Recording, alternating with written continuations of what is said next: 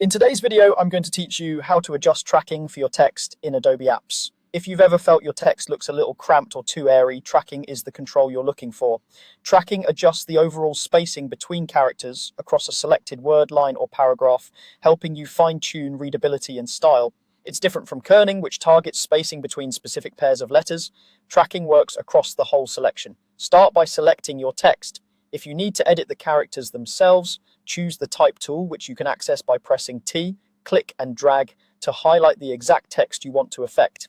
If you want to affect an entire text object without entering text editing mode, use the Selection tool accessed with V and click the text frame or object. Either way, make sure your intended text is clearly selected so the changes apply where you want them. Next, open the Character panel. Go to the Window menu, then to Type, and choose Character. If the panel is already visible, you can use it as is. If it isn't, this menu path will bring it up.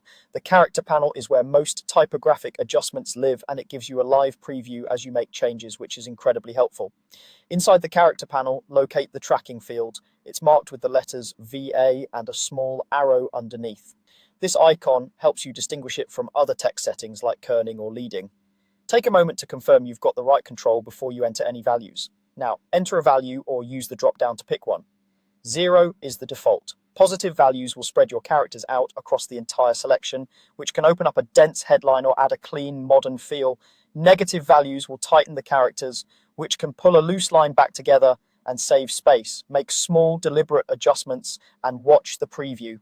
Values in modest increments are often enough. You'll see the impact right away. A few tips as you adjust.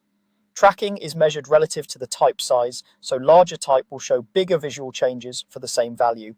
Zoom in to judge spacing accurately, especially for headlines. For body text, keep changes subtle to protect readability.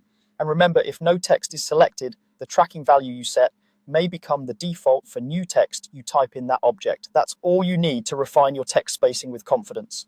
Keep practicing.